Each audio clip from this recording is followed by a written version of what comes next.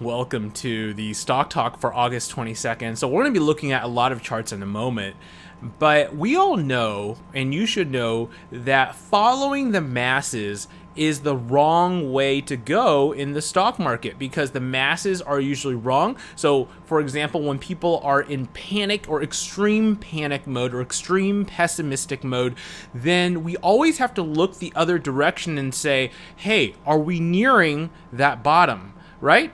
So, how can we gauge what the masses are thinking? Well, first of all, I see the word recession being tossed around everywhere, and I just flipped to a simple website, and, let me just show you. This is CNBC's website. I didn't select these articles and picking them. These were just on the front page. So if you take a look at these articles, this was published an hour ago or so. The economist who first linked the yield curve to recessions sees pretty high chance of a downturn. Well, this is very alarming, right? We all have to leave right now. How about the next one? The Fed cutting rates is causing some fear, strategist says. Well, he's a strategist, he must be right.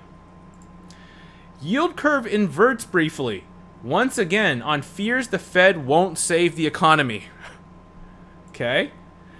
Consumer spending is a bubble waiting to burst, market bear David Rosenberg warns. Wow, I don't know this person, but that sounds like a pretty powerful message. Recession may already be here, longtime market bear David Tice warns. So, obviously in these cases, we see a lot of people pounding the fact that we're in a recession, we're going into a recession, the recession is imminent. In the past Stock Talk, I've mentioned, how, if we clear out the waters, right? We clear it out and we look at the technical side of things, it paints a better picture.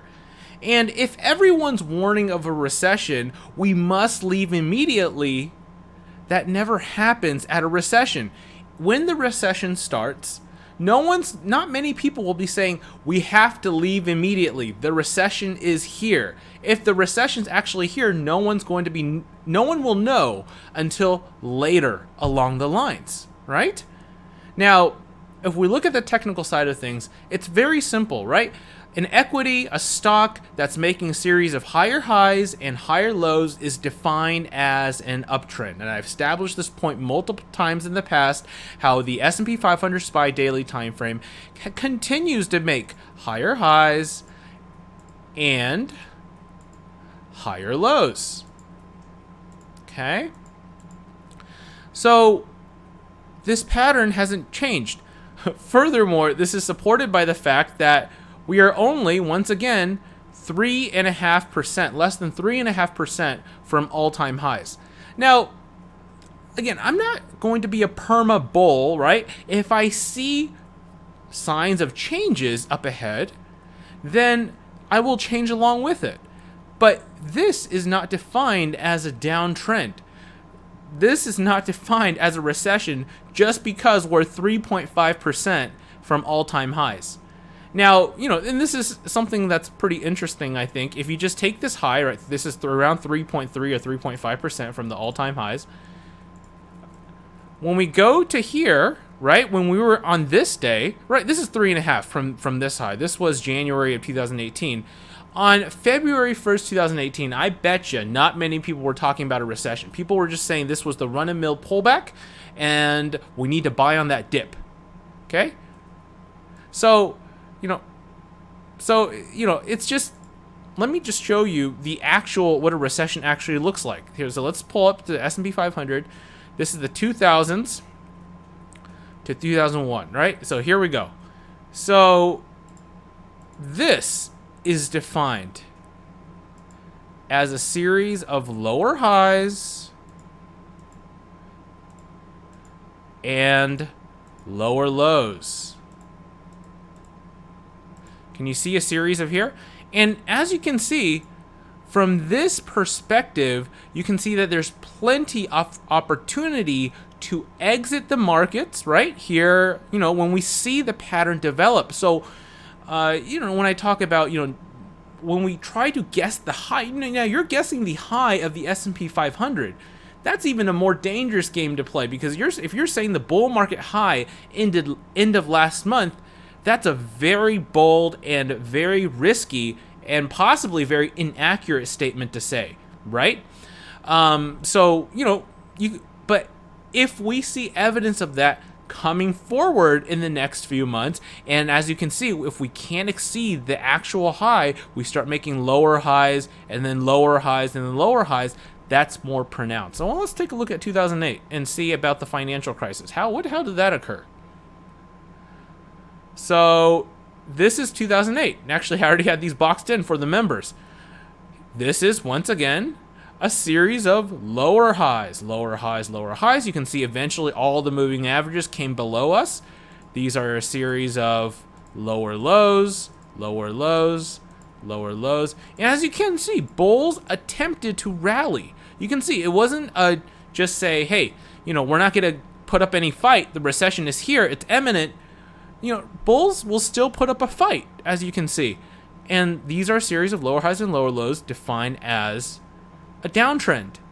Now pull all the way back to today, and this is nothing like what we had over there. Now, so, when I look at these charts and all these pessimism out there, you have to ask yourself, given our current position, is it worth talking about a recession given everything that's out there? Look at today. S&P 500 barely even nudged, right? Most of the indices, some of the indices went to the negative, the Dow slightly in the positive, financials doing pretty nicely today. But in the end, when we look at this big picture, panic, panic, panic, and now confusion, confusion, what do you think is going to happen over here? Now we're going to get some short covering over here, and then by this time, a lot of this gains, will be already made, and people will be wondering, what happened down here? Well, panic. People can talk about yield curve inversions. People can talk about bubbles bursting, but until the charts say otherwise, the bears aren't putting up much of a fight right now. Now, we talked about SPY resistance levels, right? We talked about the level of around 293.30, 293.20. We talked about ES 29.35, which are major resistance levels. We didn't cross it today.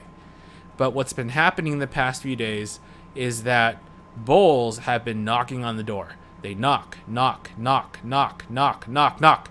At one point, this will get knocked down.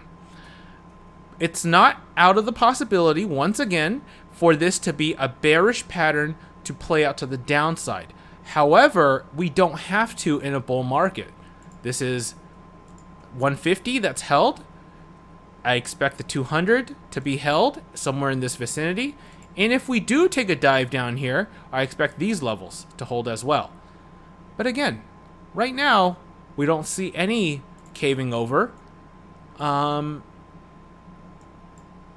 So, this is what happens when you follow the masses. Chances are you're going to end up a little bit worse than where you started with.